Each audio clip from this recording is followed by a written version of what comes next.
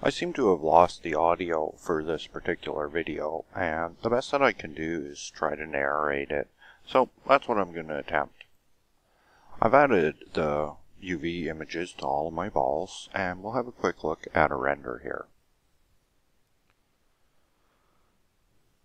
On the render, we'll notice that each of the balls has a considerable blemish on it, and this blemish is caused partially from our ray mirror settings. It's a reflection of the sky color,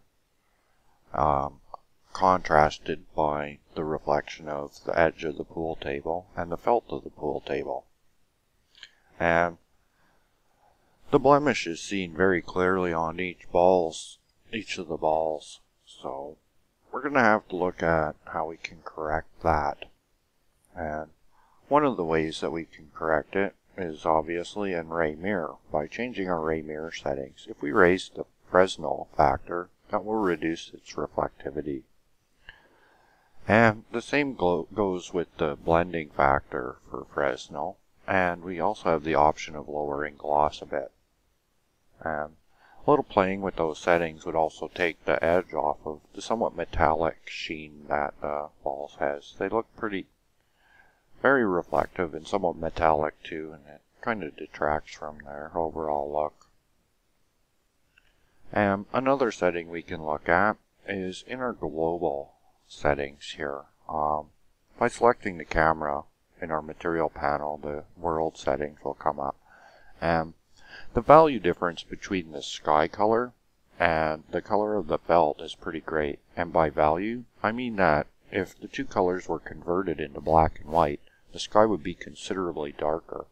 So if we lighten the sky color up, its value would also increase. And what we'd be sort of looking for is to make so if they were converted into black and white, the two gray colors would more or less be the same gray, and that would reduce the contrast of that reflection and the somewhat of a blemish look to it. So I'm going to deselect the two layers with my camera and my pool table and bring all the balls into the first layer. So I'll select all and move them into the first layer. Then set up my scene. So I'll set up the scene, look at it from a side view.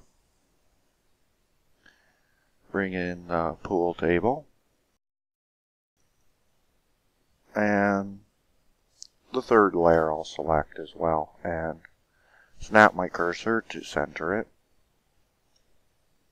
and add a cylinder. And what I'm going to make is a pool cube. So I'll go with 16 vertices, a radius of 0.11, which is around half the radius of the balls, and I'll leave the depth at 2 and leave the end caps turned on as well.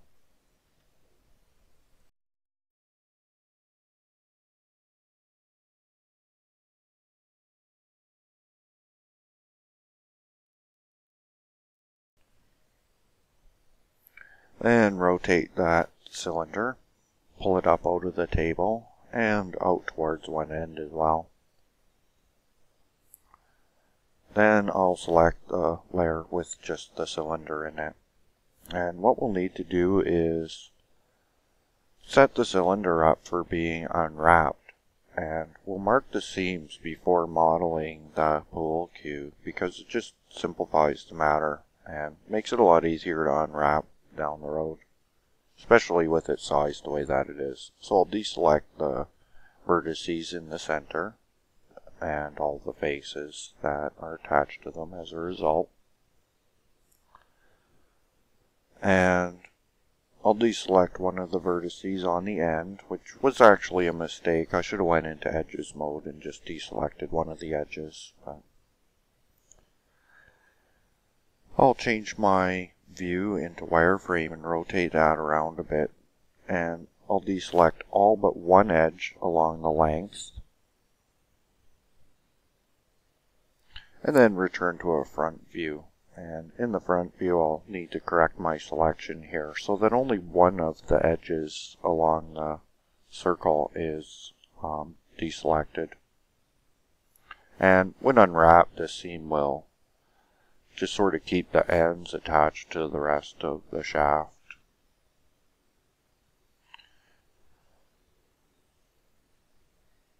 So with those selections made, we'll go into the mesh menu, into edges, and mark a seam. And then we can look at modeling the pool cue. And, well, because I'm actually narrating this video, well, a few weeks after the fact, I'm not exactly clear on my X and Y axes on this one. So what I'm going to do is I'm going to scale it so that it's longer. And I believe I used a scale of 5 or 6. I'm not terribly certain on that, so I scaled it 5 or 6 along, I believe, the y-axis. And then I'm going to loop subdivide that. I'm going to add a rubber bumper to the end.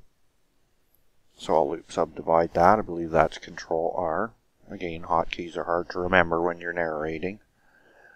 And I'll loop subdivide for a tip. And the hotkey for loop subdivide can be easily found by going into the mesh and edges menu. And I'm going to loop subdivide again around 2/3 of the way up the shaft from the end.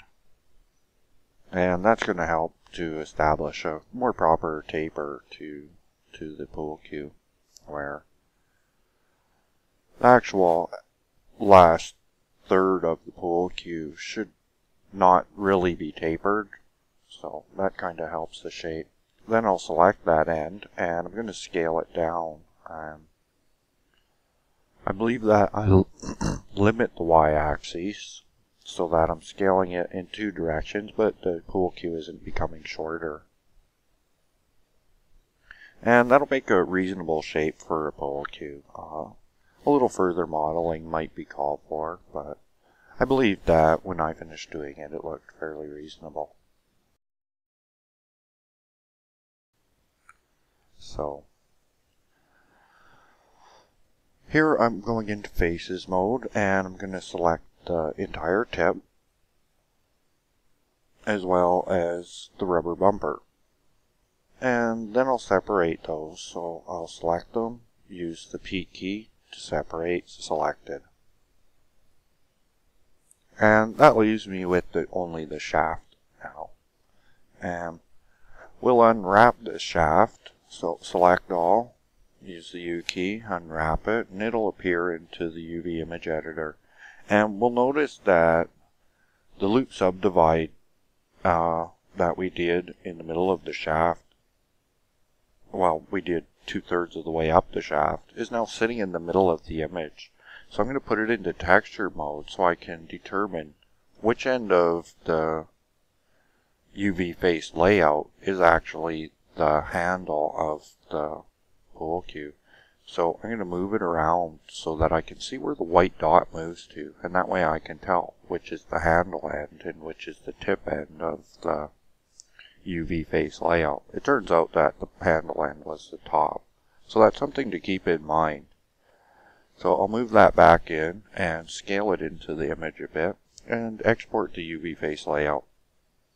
I use a size of 512 and give it a name. I believe I called it Q. And make sure it's going in the right directory. And save that. In the next video, we'll carry on and we'll make a UV image to map to the handle, as well as do something with the tip and the rubber bumper. And, well, hopefully things will go a little bit better with the audio in that video. So until then, happy modeling.